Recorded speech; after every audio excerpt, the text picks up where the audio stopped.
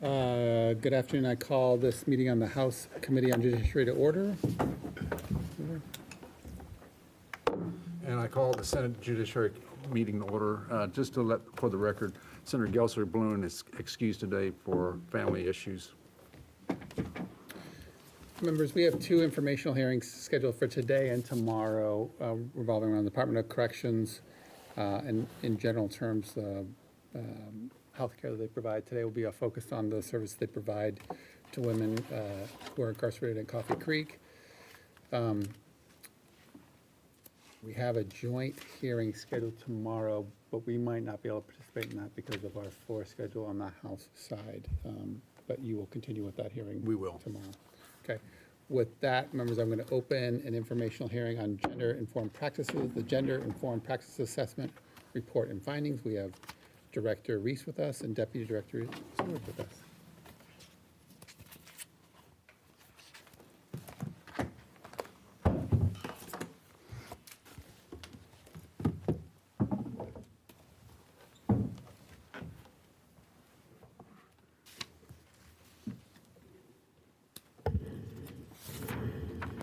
Yeah, when you're ready, please.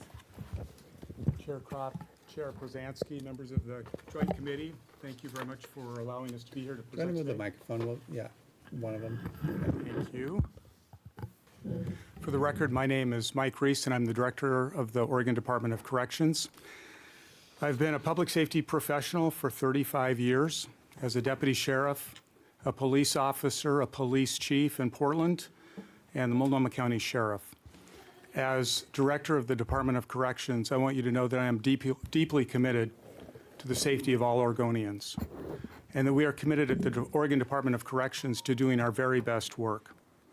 While I'm excited to be here and to be in this position, I also want to acknowledge that we have a lot of issues and challenges at the Oregon Department of Corrections.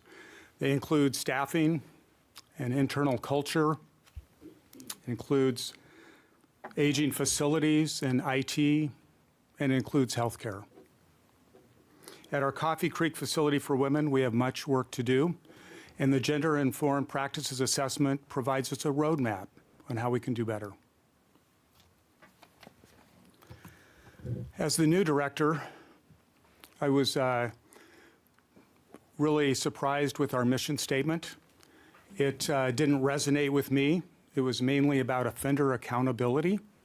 And as I toured our facilities across the state, it wasn't a reflection of the work I saw, the good work that I saw in our institutions. As I said, our old mission statement was mostly about offender accountability, and it reflected a culture and a mindset from the past. You're looking at our new mission statement. It's evolved over the years, and this mission is a better reflection of the work we do every day. Protecting communities, promoting accountability, and transforming lives. So as we dig into this presentation, I want to ground us with this reality. The women who are incarcerated at our Coffee Creek facility need to be supported through a gender-responsive lens. First, they have high rates of trauma that they've experienced in their lives. Many of them, before they entered prison, were victims of physical and sexual abuse, domestic violence, sex trafficking, and poverty.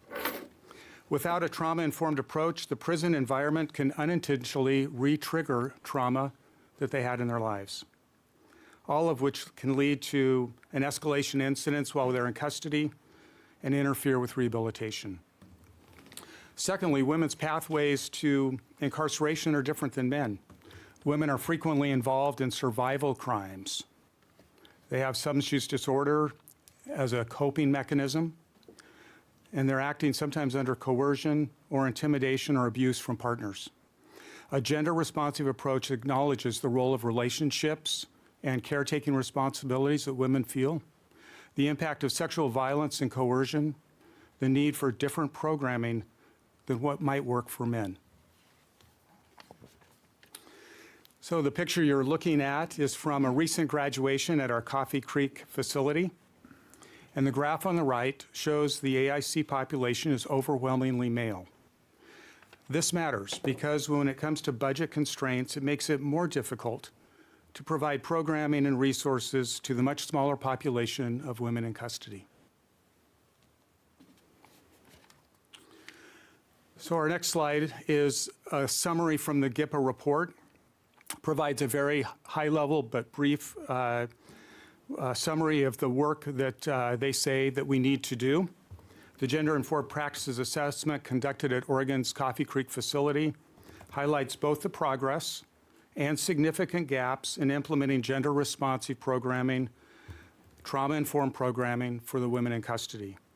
It noted that while in the past the Oregon Department of Corrections had been very progressive and at the forefront of good practices in this area, that over time there have been sliding backwards, and that some of the initiatives and reforms had been siloed, they had been inconsistently applied, and undermined by chronic underfunding and staffing shortages at this facility.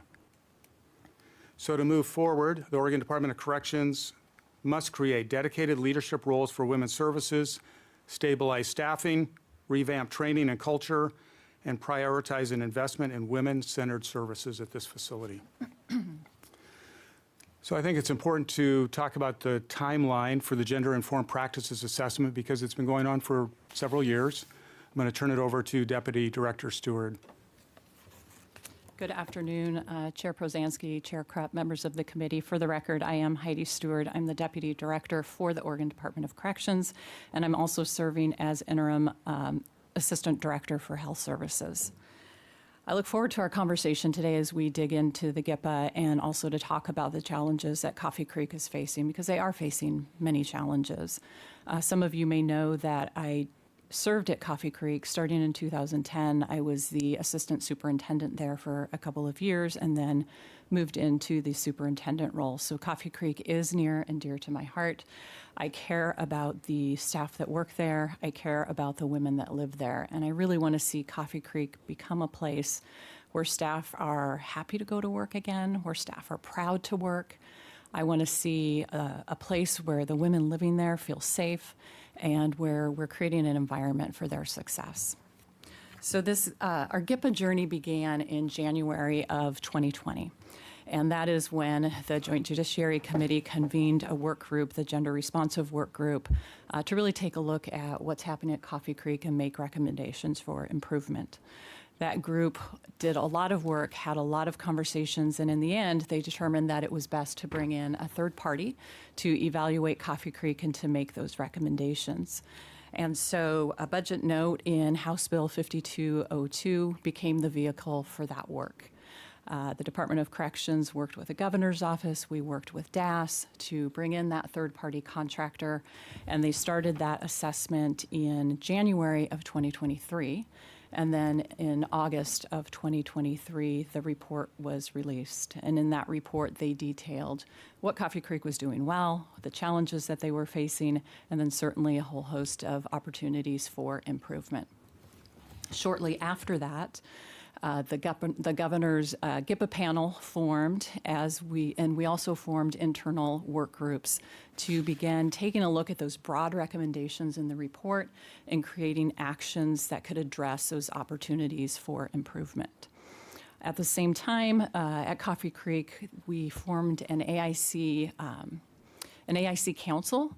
This is comprised of a group of women who live at Coffee Creek. They meet with Coffee Creek leadership on a regular basis to just talk about a number of things, to communicate with each other and to discuss how to better improve life at the institution for the women who live there. So I want to pick it up on the timeline and talk a little bit about my tenure as director.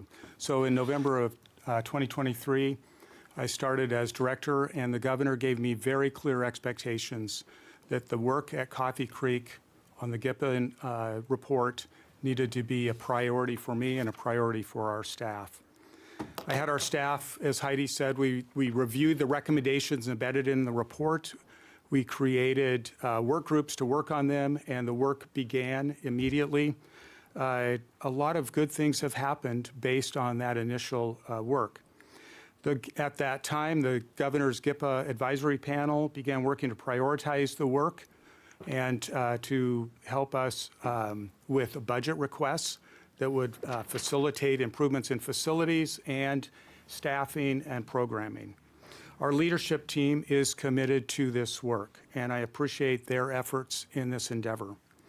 I want to be clear that you can check our progress. The public can check our progress on our website, where we have the Gender-Informed Practices Assessment highlighted. You can click on a link on that page, and you'll see the work that's been done and the work that we're moving forward to do. So the Governor's Advisory Panel and our internal work groups took their task very seriously. They developed over 300 recommendations that were filtered through a steering committee. That steering committee was comprised of 2 AICs, one who lived at the minimum institution and another who lived in the medium institution. The superintendent of the institution, Mia Rustin with the governor's office, myself, and a project coordinator. And our job was to go through those recommendations and determine which ones we could move forward. After that, we worked with the governor's GIPA panel to determine which were the top 5 bodies of work that we wanted to move forward to the implementation phase. There were so many recommendations, we had to prioritize our work. So this is the first 5, and then once we complete that, we'll move on to the next grouping, the next bodies of work. And I want to be clear that we have accountability built into this model. So you'll see assistant directors in charge of each of these implementation teams as the person responsible for doing the work. That is our commitment and shows our support for this work and a clear, I think, a clear accountability and transparency as we put this information out to the public and come back to the legislature to report. So you've heard us talk quite a bit about the governor's advisory panel on GIPA. I just want to highlight here in this slide who's on that panel and their commitment to this work. I appreciate the governor's support, and I want to give a shout out to Mia Rustin, the governor's staff for the GIPA advisory panel. She is a tireless advocate for all of the work we do at Coffee Creek. The GIPA panel includes representatives from state agencies, advocacy organizations, the Department of Corrections, program providers, and individuals with lived experience. We could not do this work well without all of their support. So we're going to spend just a few minutes talking about the implementation teams and the charge they have. The first team is our PREA implementation team, and that is led by Inspector General Gary Ninman. The team is tasked with improving PREA policies and procedures.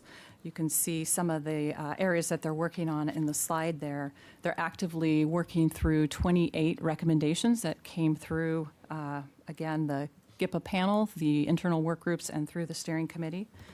And the recommendations that they are working on are recommendations that will assist with timely investigations, training staff, and improved communication to AICs on the PREA program. I'm not sure if you said that. Do you want to, for the people who are on the panel, do you want to tell us what PREA is? Oh, I'm sorry. PREA is the Prison Rape Elimination Act. Thank you. So the next team is focused on staff training and facility culture. They're led by Assistant Director Gail Lavario. And as you can see, their charge is developing and maintaining a well-trained professional staff and a positive facility culture. The next team is focused on reentry and release. It's led by Assistant Director Larry Bennett. And their charge is establishing comprehensive supports for successful release and reentry. And it includes Brooke Weiss, our Deputy Director of Community Corrections, so that we've got that warm handoff from our corrections staff to community corrections.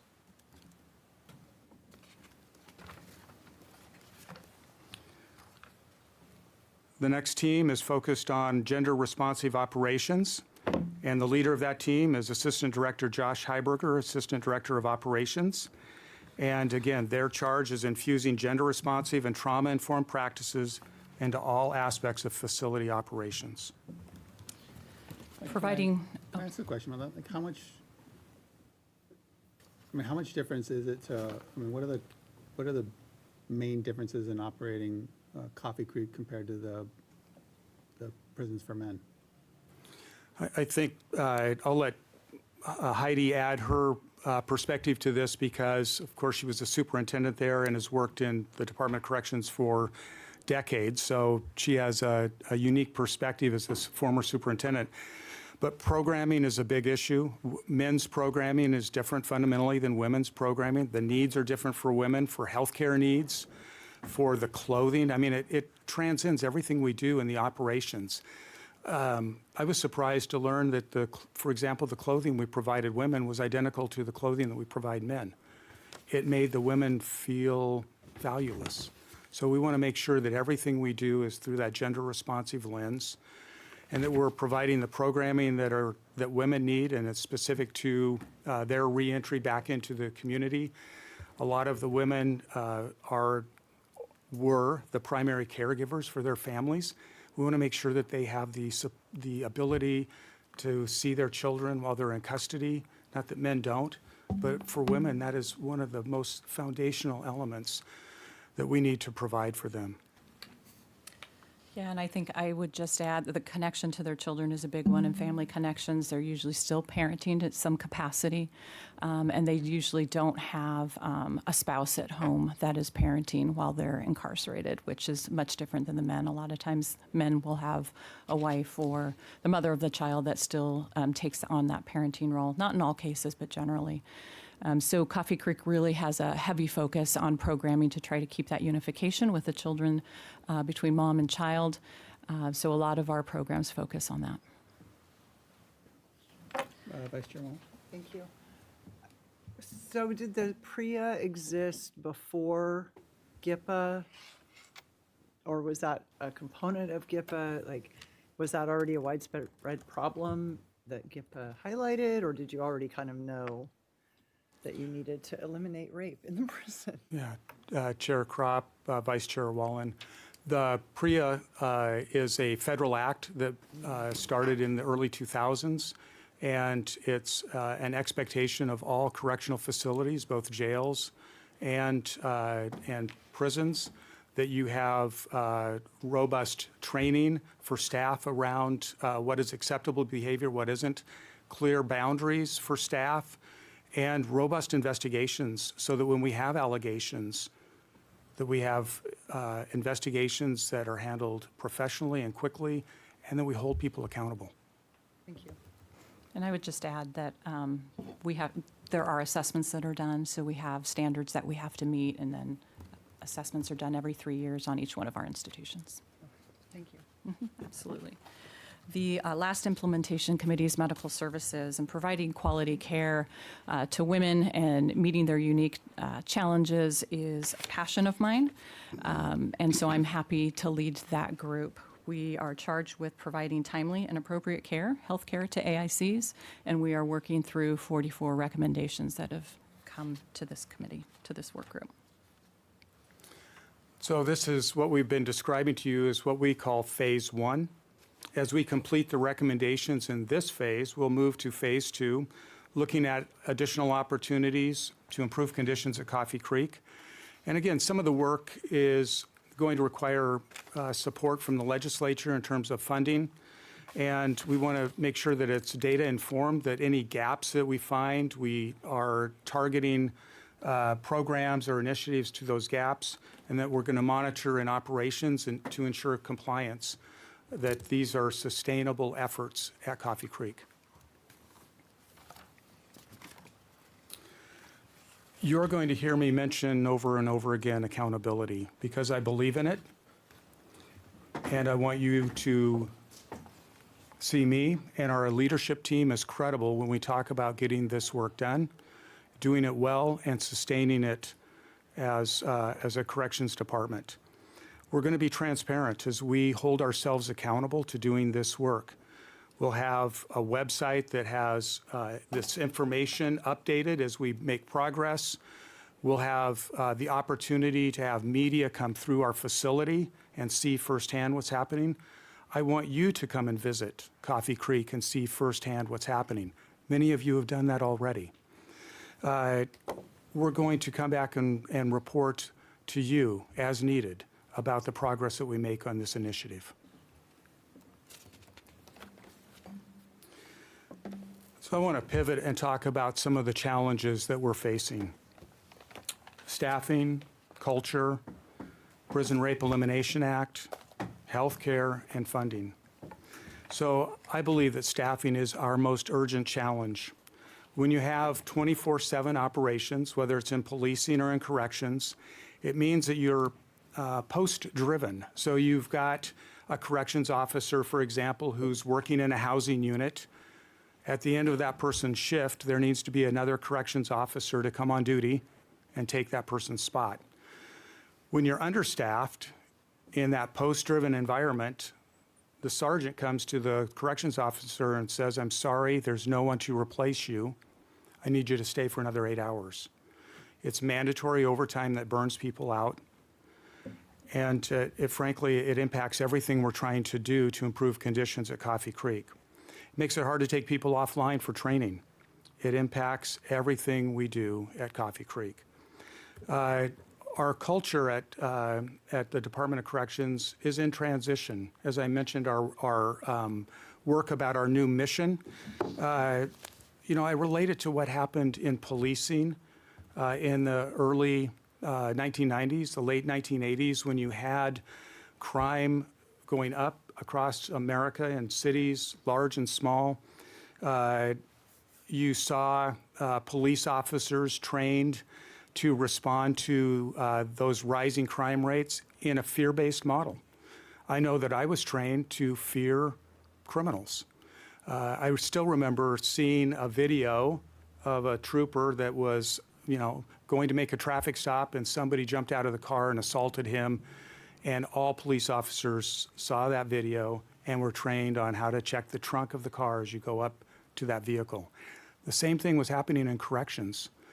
As we incarcerated more people, our corrections systems grew. We added more jail capacity in Oregon. We added more prison capacity in Oregon as well. I think that our corrections officers, our staff, were trained in that same mindset about fearing criminals. Think about what that looked like in the 1990s.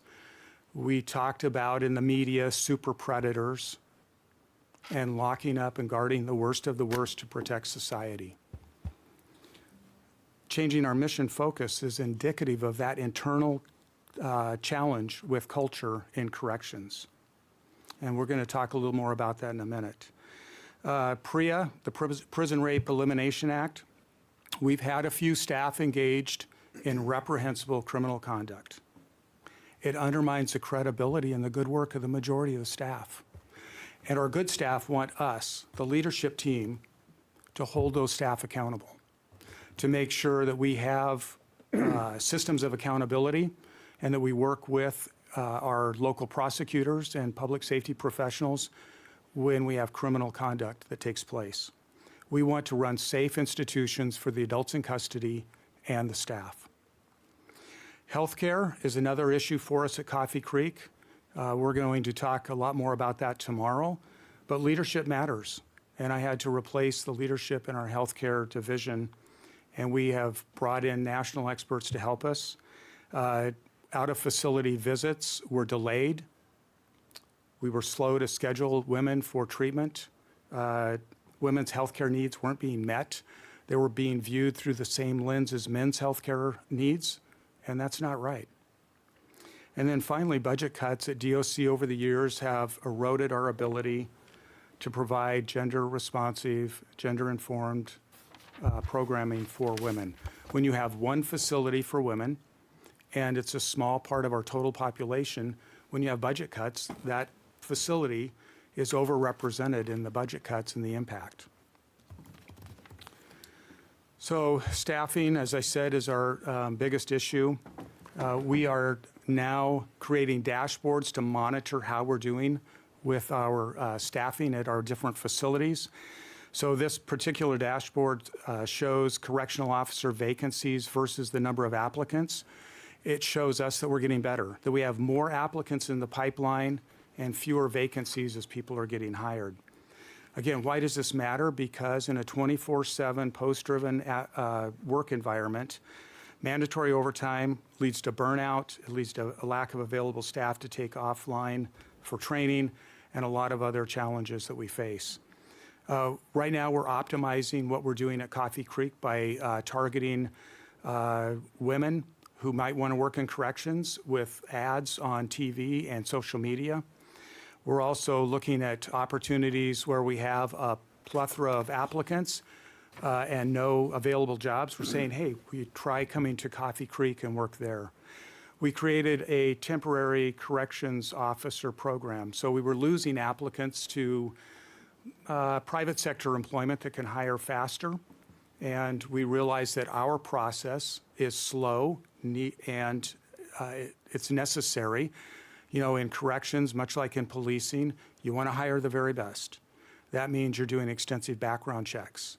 It means psychological exams and medical exams. There's a lot of background work that goes into hiring these great candidates. We're losing them to private sector folks that can hire in a week where it takes us several months. With this temporary corrections officer program, we can offer those candidates, once we've done an initial screening, we can offer them a job knowing that they need to continue through the process. We can start their backgrounding process. We can get them through our onboarding, training, and things like that, get them a paycheck and get them in pay status. And they agree that if they don't make it through the process, that we part company.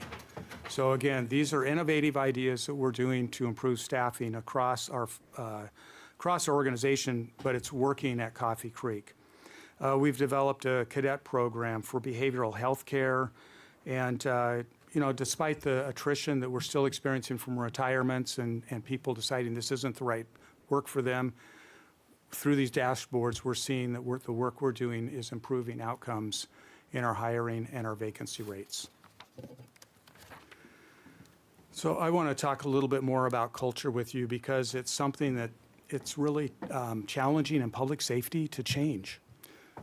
Some of you that have served in public safety agencies know how hard it is to change the culture.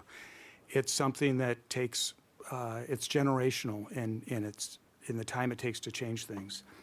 At the Oregon Department of Corrections, we have a new mindset. We're not guarding the worst of the worst.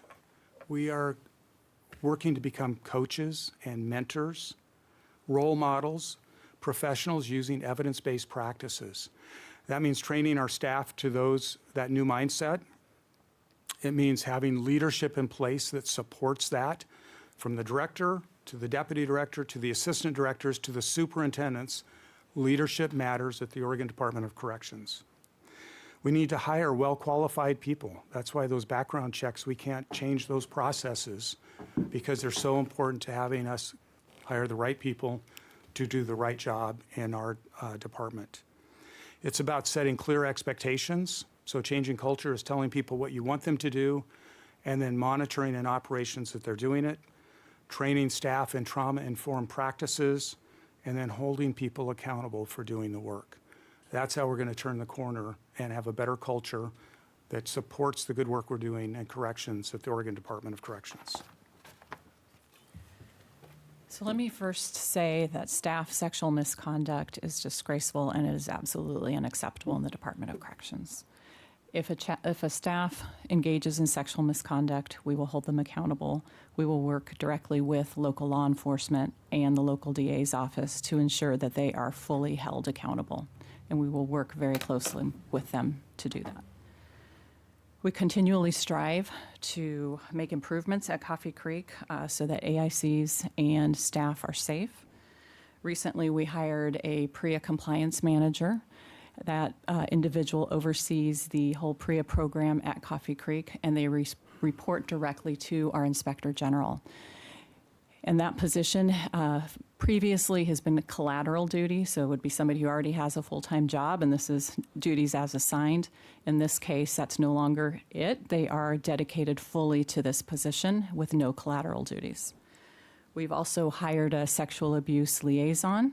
This is a manager designated to coordinating response, reporting, and monitoring of AIC abuse within the facility. Again, this is a full-time position dedicated to Coffee Creek with no additional collateral duties. We identified system vulnerabilities, structural enhancements such as adding windows to janitorial doors on the housing units. We've implemented a new camera system at Coffee Creek, and we're bringing in additional cameras that we haven't had in places before. We are also creating a public-facing dashboard for PREA, and this will be on our website, and it will contain the number of sexual assault investigations that are occurring, how long the investigations are taking, the outcomes of the investigation. So again, we are creating that dashboard right now, and we are going to put it on our website so it will be public-facing. Women at Coffee Creek deserve quality health care that meets a community standard. They also deserve transparent and open communication on what's happening with their health. And to help ensure that this happens, we've created a new management structure at Coffee Creek that will provide the leadership and advocacy to address the unique needs and challenges of women in their health care, and that will also support a communication strategy to ensure the women are getting the information that they need and in a timely manner. We are currently recruiting for 2 positions at Coffee Creek. We're in the interview stages, so that structure should be in place within the next few weeks. Director Reese and I will be back tomorrow, like the director said, and we will talk specifically about healthcare. We will talk about our statewide challenges that we're facing and what we're doing to mitigate those challenges. Chair, Representative Chen? when you come back to talk about healthcare, would you give us a briefing on shackling of pregnant AIC when they have to go to the hospital for delivery? I know in 2023 we modify that situation a little bit, and I would like to know how that is going, as well as the body cavity searches. Thanks. You don't have to do it today. Tomorrow's fine. Co-chairs, Representative, we're happy to bring information on that. Thank you for the question. Representative Anderson? Thank you very much, Chair. I want to back up a bit on the staffing situation. I'm sure there's a pretty high degree of turnover, and I guess to me there could be 2 reasons. One is the pay is inappropriate, and second issue might be burnout. I wonder if you could address both those issues. Chair Kropp, Chair Porzansky, Representative Anderson. Again, I think filling these vacancies has been challenging for us. There is some staff that start their journey in corrections and decide it's not for them. When we are working so much mandatory overtime, it impacts our ability to keep staff engaged in a positive way. Particularly for the new generation of employees, they want work-life balance, and it's hard to maintain that when we have so many vacancies and so much mandatory overtime. I will say I don't want to get into bargaining because we are in bargaining right now with our labor associations, but I know that we're looking at Coffee Creek and the unique challenges there with staffing. It's in an area where we have a lot of competition for corrections professionals from Multnomah County Sheriff's Office, Clackamas County Sheriff's Office, and Washington County Sheriff's Office. They may pay slightly better or have slightly better benefits than we do, which makes it challenging then in that recruitment process. We have lost staff over the years to those agencies. As the Multnomah County Sheriff, I used to poach occasionally from the state of Oregon. So now I'm on the other side of that, and I know the challenges we face, and we are in bargaining. We are talking about how do we incentivize working at this facility so that we keep the very, very best staff. Thank you. Mr. Chair, I'd like to follow up on that. Since we're up on the staffing, I looked at the display, and it looks like there's a lot of applicants. I know you are going to select only the ones that fit and the best. But can you give us kind of a ballpark of how many applicants it takes to actually get someone hired? Yeah, Chair Porzansky, that's a great question because it looks like we've got a big, it's like a funnel. There's a lot of applicants at the top end of that funnel. And then as they go through that process, we end up hiring about 1 out of 10 or 1 out of 12 applicants. So if we've got 30 vacancies, we need, 130 or 150 applicants to get through that. And then, as we look at where we're having bottlenecks in that process as well, so we're doing everything we can to work with our psychologists, our medical, the folks that do medical assessments, getting people through the background process as quickly as possible. So we're analyzing all of that through these dashboards to see how we improve and create efficiencies in our staffing operations. One follow-up on that is about the duration of time it does take to get an applicant. I know it's going to vary on what you're looking for and the applicants, but can you give us some type of a ballpark about how long it takes to get a position filled? Chair Prozansky, it takes several months to go from initial, application and workday to that person getting a job offer. With the temporary corrections officer position, we have shortened that timeline substantially. It can be a few weeks to getting somebody in a paid status. It doesn't work for everybody because some folks are employed, and so they don't want to leave their current job to take a temporary position, hoping that at the end of it we hire them, because there's still all of those steps they have to pass. So not everybody, it's not appropriate for everybody, but for some people it works well. And we've made some really good progress in hiring applicants faster in those situations. Okay, thank you. Welcome. Senator Manning. Thank you, Mr. Chair. Just a question, what is the minimum or the basic qualification that you're looking for to hire? And then once that person has been identified, as you said, the applicant pool just shrinks because of the qualification of not being able to meet these qualifications. What is the training cycle like once they are hired? Chair Kropp, Chair Prozansky, Senator Manning, again, a great question. There's a lot that goes into hiring people.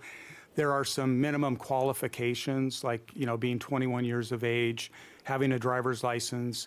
You can't be a convicted felon.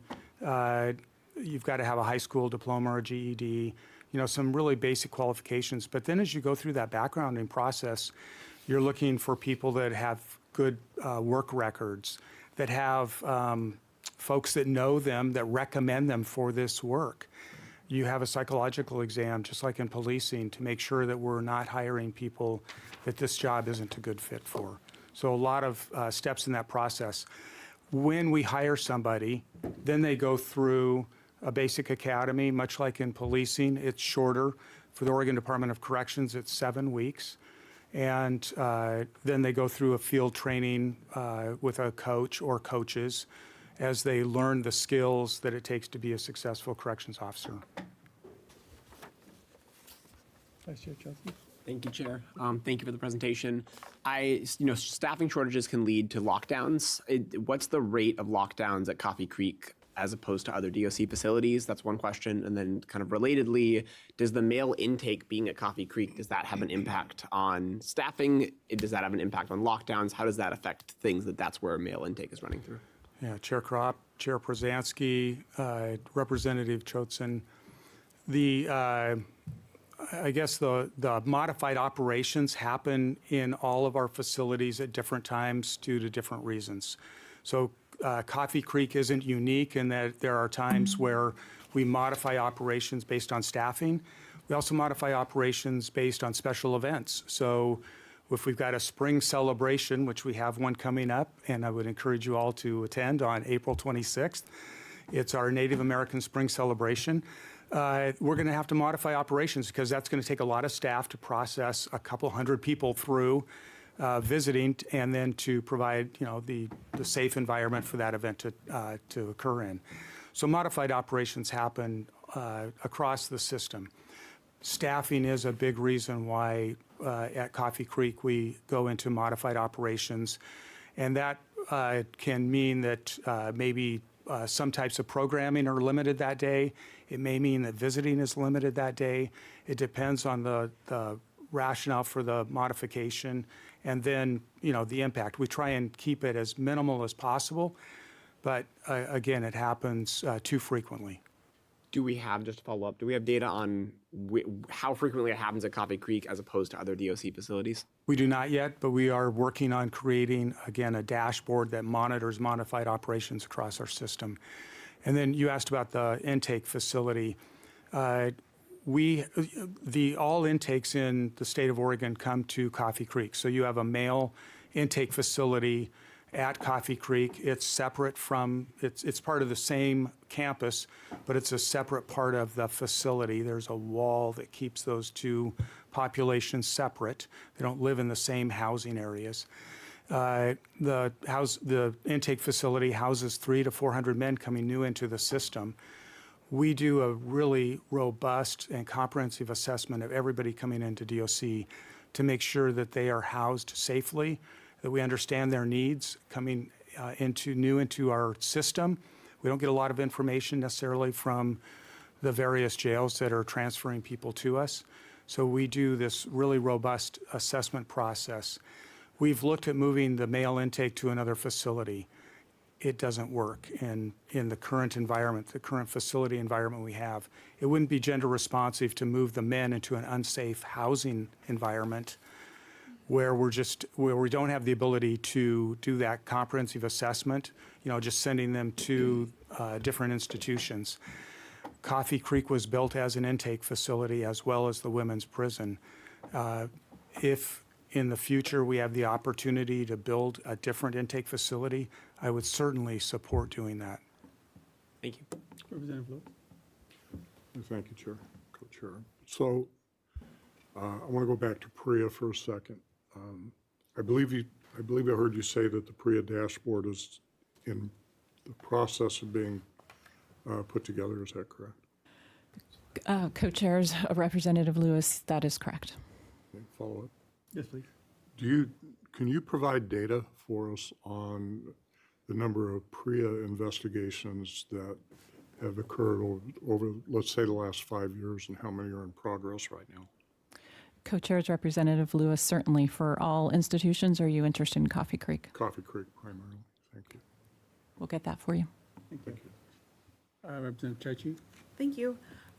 What about contractors? I've heard from DOC employees that sometimes there are contractors that come in, they get paid differently. Are they subject to the same training? What does that accountability look like? Because I hear that they also aren't subject to mandatory overtime.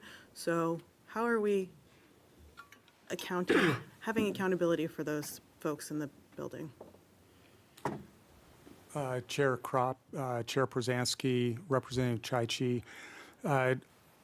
We do not use contractors for our corrections security staff.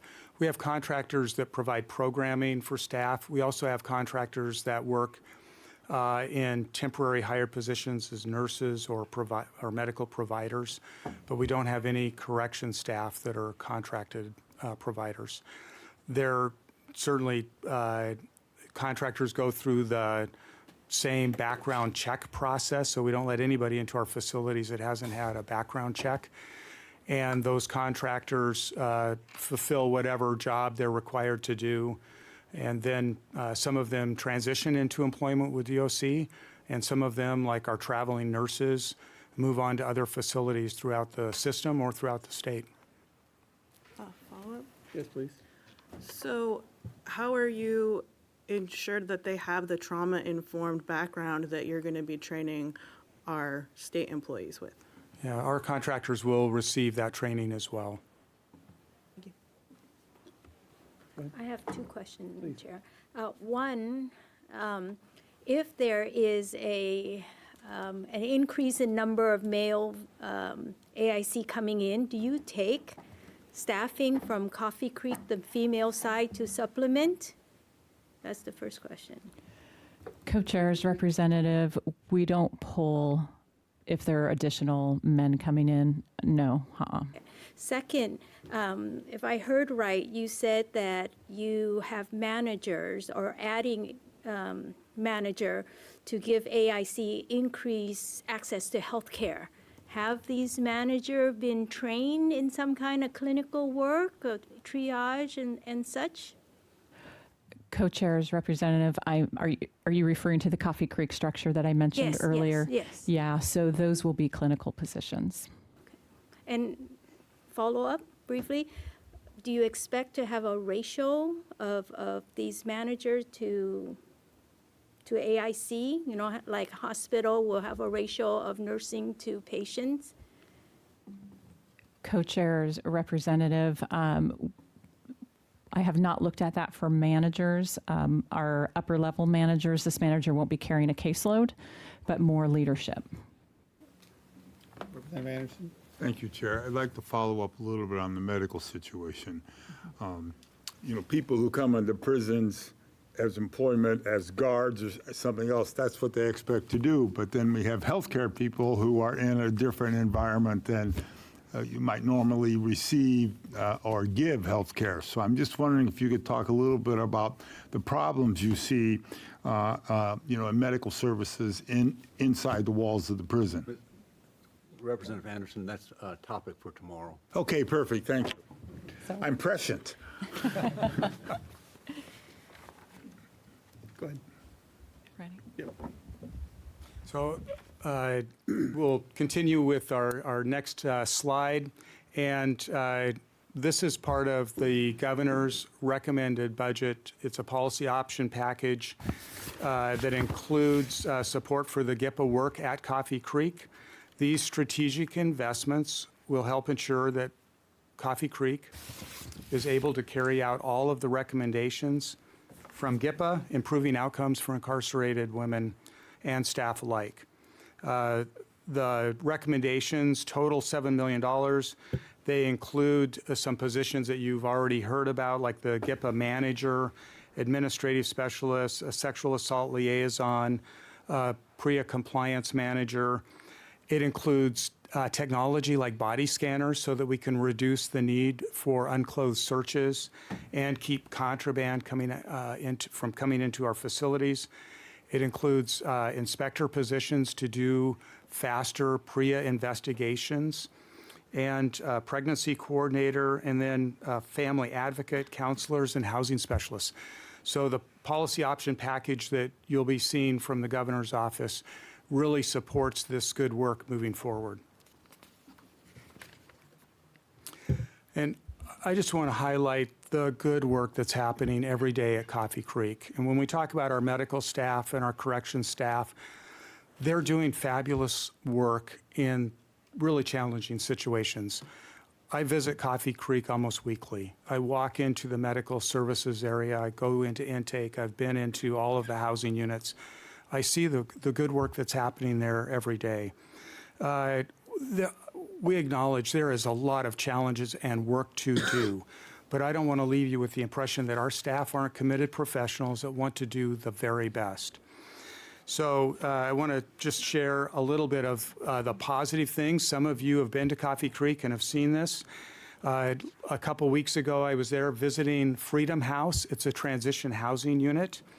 It was created in August of 2024 to enhance the living environment for women in the minimum security facility. It encourages wellness and a pro-social environment. It was named Freedom House by the AICs. When I was there 2 weeks ago talking to them, they said this is the best living situation they've ever had in their incarceration, and it's preparing them for transition back into the community. It houses up to 25 women and our canine program. It allows women to experience more freedom as they are getting ready to transition back. Most of the women there are within 6 months of release and have done very well in programming in the minimum facility before they're allowed to move into Freedom House. At Coffee Creek, we've implemented a doula program. The program is meant to provide emotional, physical, and informational support to women who are pregnant or postpartum. The program began in June of 2024, and since that time, we've served 24 women. We've also just brought on, the doula program has just brought on 2 additional doulas, and so we now have 4 doulas available to the women at Coffee Creek. Communication is critical. We want to create a shared vision of where we're going with the adults in custody and the staff. We've improved communication at all levels of our organization at Coffee Creek. We're listening to staff. We're meeting with adults in custody. So we held our executive team retreat at Coffee Creek 2 weeks ago. We had a forum for the women in custody to meet with our executive team and share their concerns and their hopes and tell us what we're doing well and tell us what we're not doing well. And those are the types of listening sessions that we do with adults in custody frequently. We've had elected leaders come in and do listening sessions. We've had social service providers and advocacy groups. We've had the media. We want to be transparent as we communicate about what we're doing. We're getting feedback from staff and adults in custody. The staff are engaged. This is what will manifest in real change at Coffee Creek. Can I ask you a question about that, Director? So that feedback from the adults in custody, what were the sort of the main things that you were hearing during those conversations? Yeah, Chair Kropp, that's a very insightful question because they talked about safety. And one of the women that was there said this is the safest she's felt while being incarcerated in her lifetime. They talked about healthcare, the challenges there. They talked about food, just the quality of the meals and the diet. You know, sometimes it's you don't see the forest for the trees when you're a man and you're working in a women's prison or leading a women's prison, but their nutritional needs are different than what we serve in the men's prison. They want to eat differently than what we do at Oregon State Penitentiary. We don't often acknowledge all of those different areas where that gender-informed lens impacts our operations. And that's why listening to them, clothing was a big issue for them. These are things that are I think, easy for us to fix. And, you know, letting them voice their concerns to the director, the deputy director, the assistant directors, I think it makes them feel empowered. Representative Mannix? Should there be a director's discretionary fund appropriated of a certain amount that would give you some flexibility as you move forward and as you identify shortfalls? Because so much gets bound up in a particular appropriation with appropriate categories. But many times, a chief executive may need some flexibility to respond to the needs of the AICs and the staff. And rather than going to the emergency board, there's not really much flexibility, if that, as I discern it. I'm just asking that general question. Would something like that be of help? Well, Chair Kropp and Chair Prozansky, Representative Mannix, I do appreciate the elected officials, your willingness to work with us on our budget issues and challenges. We do need flexibility in how we manage emerging issues. I do believe that we have that with our work with the governor's office and the LFOs. I have been impressed as a relatively new director coming into this and having worked in executive positions at the City of Portland and at Multnomah County. I've been impressed with how responsive this elected body is and the governor around our emerging issues. Thank you. So as we continue with the presentation, I just wanted to highlight the partnerships we have. This spirit of partnership at Coffee Creek isn't a philosophy, it's a daily practice. Whether it's through programming, parenting support, education, reentry planning, we rely on the strengths of our external partners to help us meet the needs in this complex and varied environment. Today, there's more collaboration at Coffee Creek than ever before. We have great partnerships, and I so appreciate all the nonprofits, the governmental organizations, community-based volunteers. It's phenomenal to see that partnership in action. We are serious about interrupting the cycle of incarceration, and that happens really through our partnerships. When you have organizations like the Girl Scouts that provide programming inside our institutions so that daughters can come in and participate with their mothers in Girl Scout programming, creates a different humanity. It tells those women and their children that they're valued. Every external partnership that we have, What was that? I'm that sorry. point. Sure. As you're talking about those partnerships, I assume you're relying too on Article 1, Section 41 of the Constitution, which empowers you to provide corrections rehabilitation programs, and it's not just work, it's productive activity, and it doesn't require that it necessarily be paid outsiders who come in. Are you working with them, it sounded like with the Girl Scouts, for instance, are you working with organizations that are volunteering to support the AICs and your programs? Chair Kropp, Chair Prozansky, Representative Mannix, yes, we have a lot of volunteers, whether it's in social service programs, religious service programs. We have a plethora of volunteers who come in and help us do this good work. I am so grateful to the people that are willing to come into Coffee Creek and provide services to the adults in custody. Thank you. Representative Tran? I've visited Coffee Creek for the eyeglasses graduation program, and that is a program where the AIC participate and they leave with a certification to be an optician.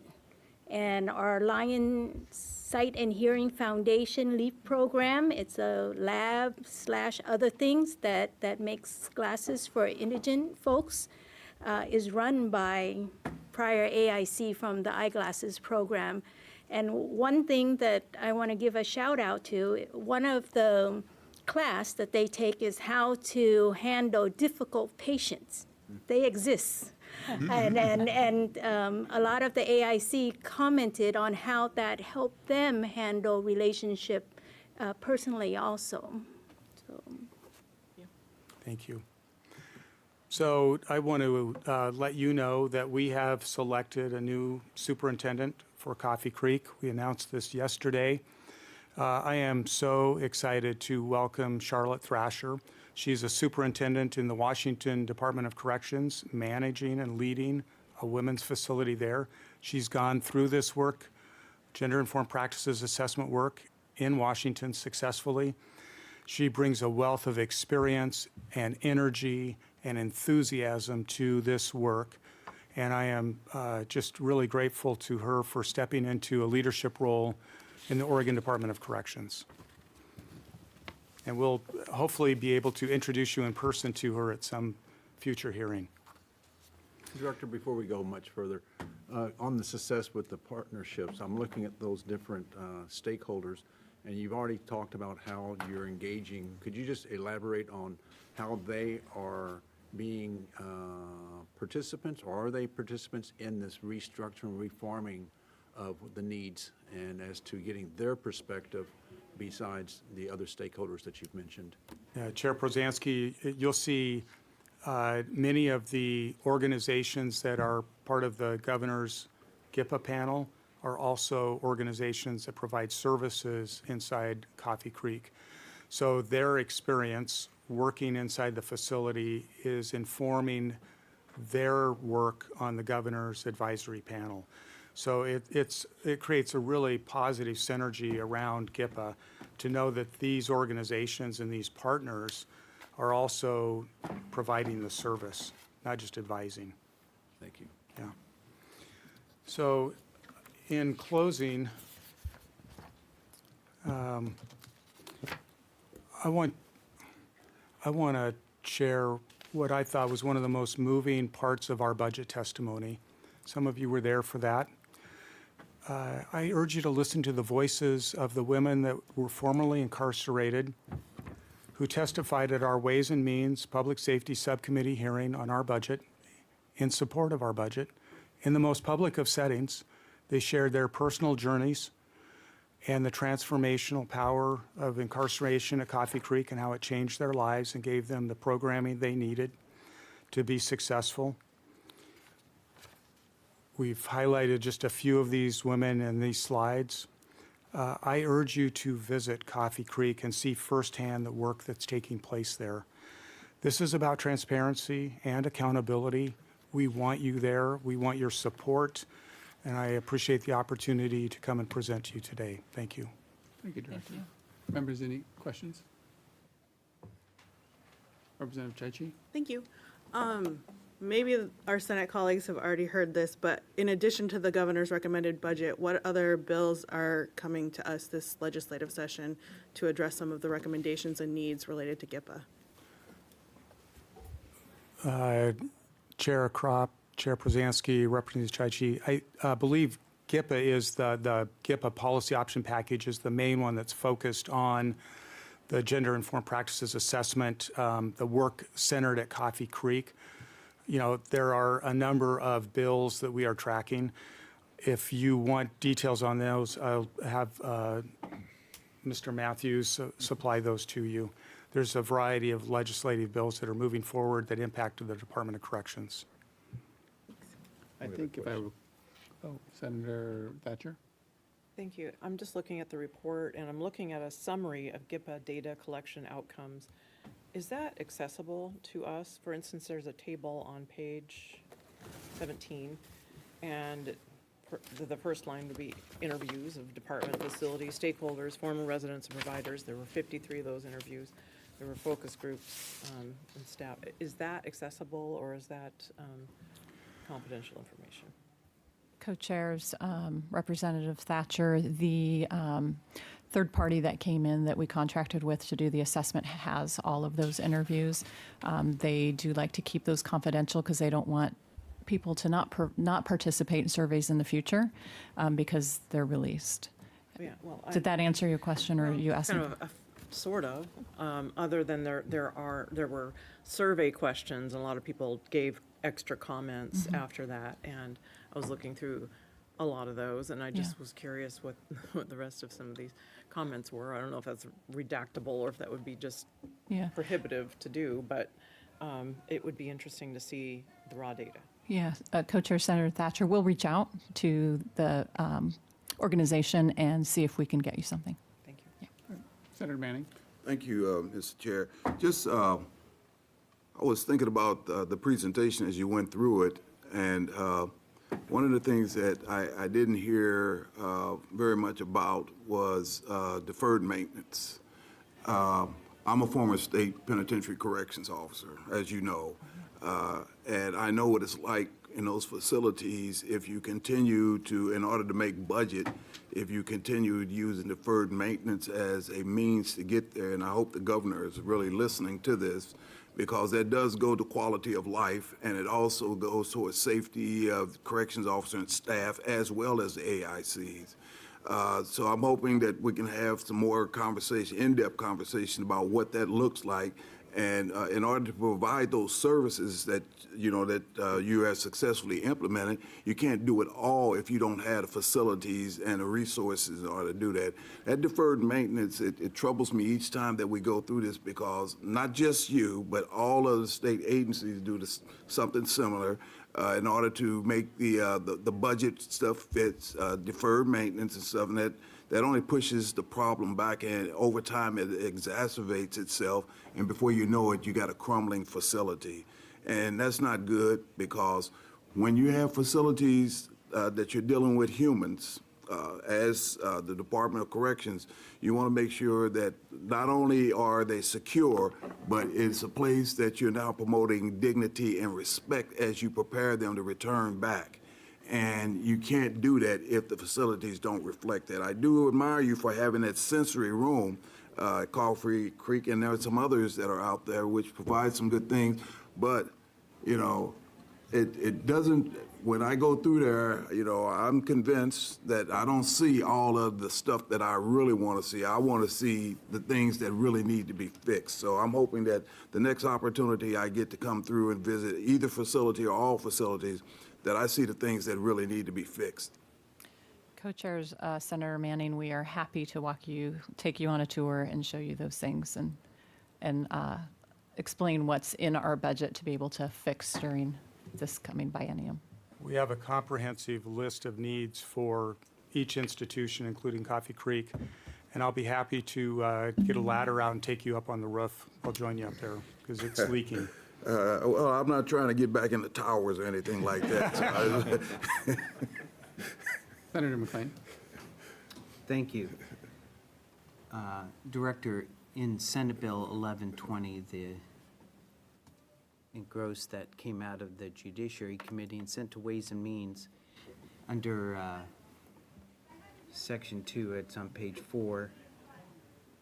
It requires, this says, the department shall take proactive steps to implement a culture of respect and dignity, including, and down in E, eliminating any element of paramilitary culture or philosophy, including but not limited to titles and rankings, uniforms, language, imagery, symbols, and signage.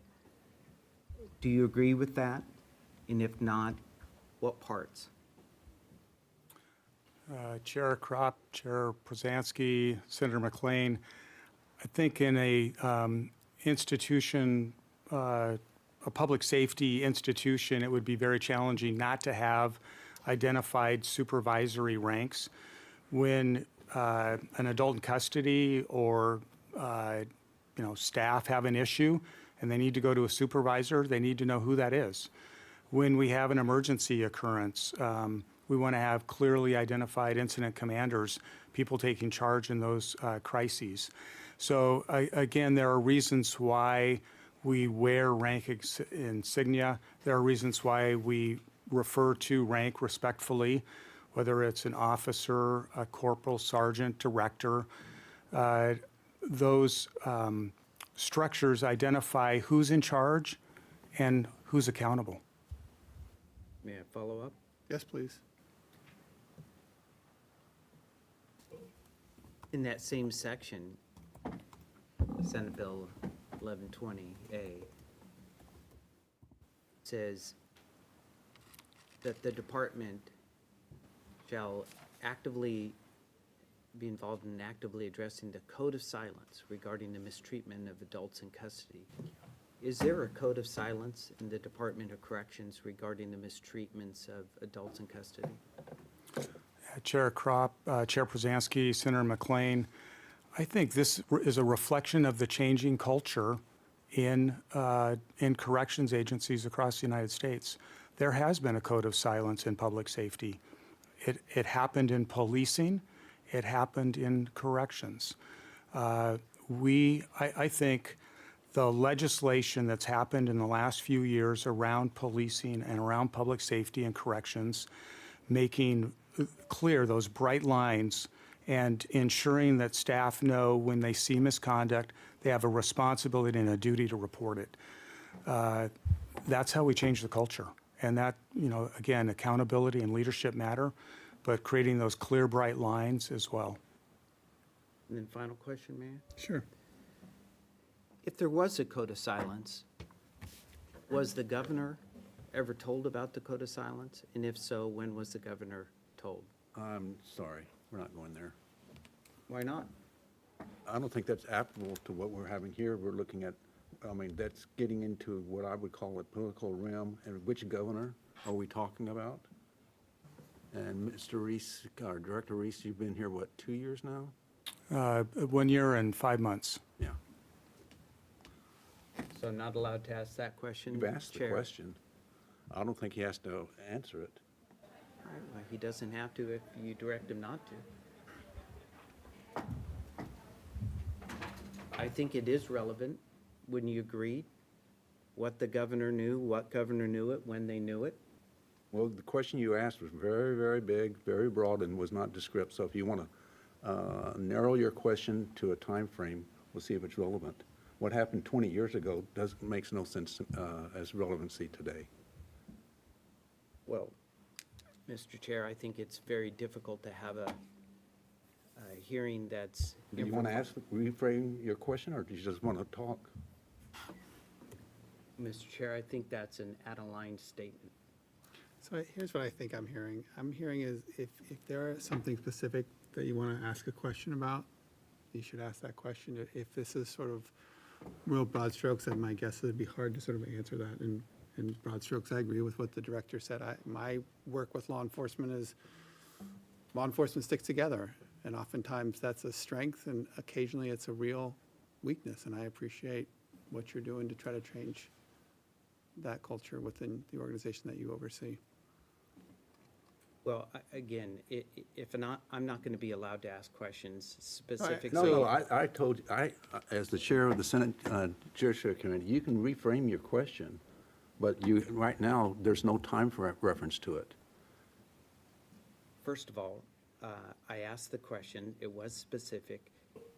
The director has testified now for an hour and 15 minutes about the problems that have existed in the Department of Corrections, about the GIPA report, and there was a question by a representative about other bills. I'm simply asking a question about this language and what's being done, what they knew, how did this problem exist so long? I don't think that's out of line at all. And I don't appreciate intervention by you directing a witness not to answer. I didn't direct him at all. I just said the question was inappropriate based on how it's asked. If you want to reframe the question, ask it. Director, given that there was a code of silence, how long has the department known about the code of silence, and did it tell the governor? Chair Kropp, Chair Prozansky, Senator McLean, I can only speak to my time, the last year and 5 months at the Oregon Department of Corrections. I have not had communication with the governor around a code of silence. It is, again, I think it's part of the past public safety culture in policing and corrections across the United States. It's not something that occurred just in the Oregon Department of Corrections. And we do, as part of our investigations, if we find that staff have not reported misconduct or policy violations and they're protecting other staff, then we're going to hold those folks accountable. And it's just, setting really clear expectations to staff, follow the law. There's really bright guidelines now in state law, and we're going to make sure that staff are aware of those bright lines, that we support them, and that we're going to hold them accountable.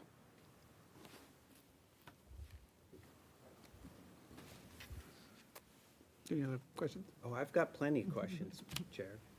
We got 10 more minutes. Well, and I understand the culture I'm in about my latitude to be able to ask. So I think we all know the latitude that So Senator, is being allowed. we have 10 minutes left for this There's hearing. 11 minutes left. Do you have additional questions? Yeah, sure. If you have an additional question, go ahead. How long, are you aware of any information prior to you becoming the director of the Department of Department of Corrections, of any other director or any other management that knew about a code of silence about mistreatments of adults in custody? Chair Kropp, Chair Prozansky, Senator McLean, I don't have any direct knowledge of what conversations occurred with previous directors and the governor's office or any other elected officials. Thank you. Representative Chaichi? Thank you. Given that the public has been made largely aware of some of these sexual abuses via civil lawsuits, I don't think we need to be told that there's been a culture or code of silence. I think we can infer that it exists. But to piggyback off of Senator Thatcher's, the back and forth about the survey and confidentiality, another thing that the public has learned about in the news is a culture of retaliation, both among staff and with AICs. So I'm wondering what that looks like on the ground to hold people accountable and how we're changing that explicitly. Chair Kropp, Chair Prozansky, Representative Chaichi, again, a great question. It's part of our investigative process, and we do retaliation monitoring. So that's one of the responsibilities of the PREA compliance manager and the sexual assault liaison. They're doing the investigations and retaliation monitoring. We have to report on it. And again, when we find staff or adults in custody that have retaliated against other adults, then we're going to hold those folks accountable through disciplinary processes, up to and including termination for staff and sanctions against adults in custody that violate the PREA regulations and rules.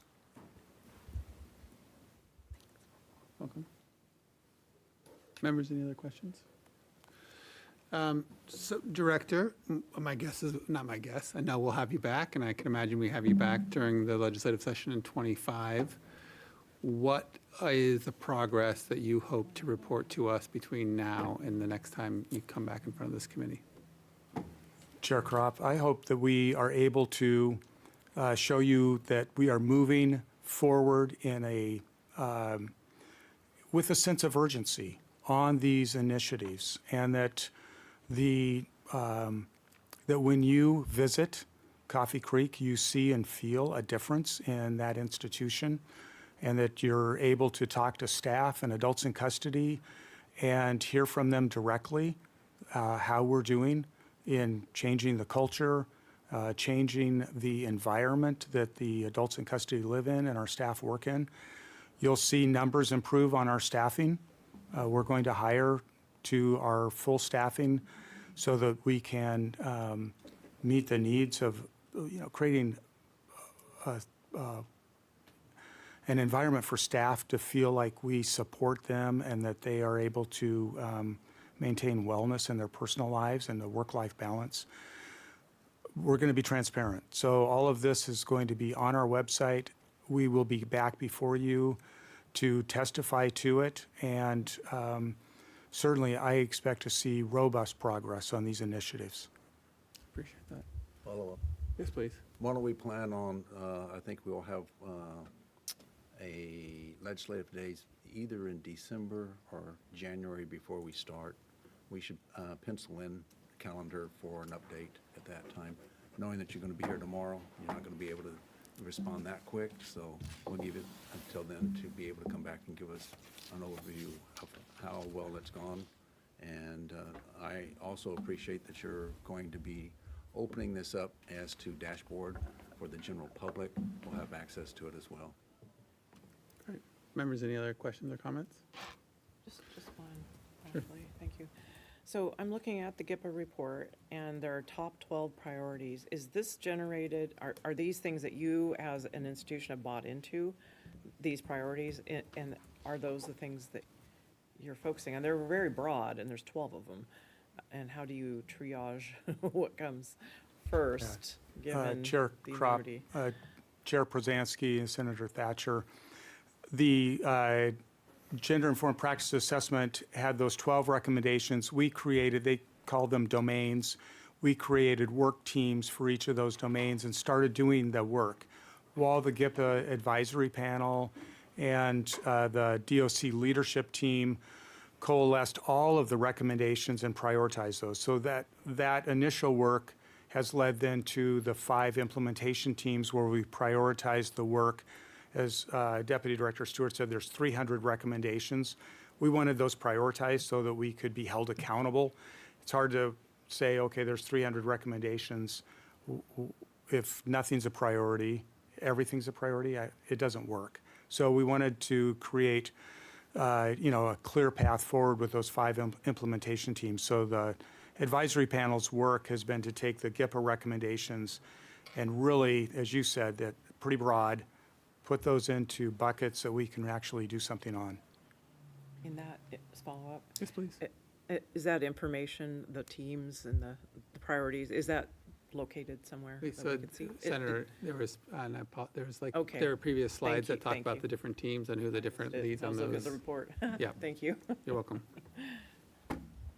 I appreciate that. I appreciate the question, Senator Thatcher, and I mean, part of the challenge is I look at these slides, working on 54 recommendations, working on 30, like, you're taking on significant work.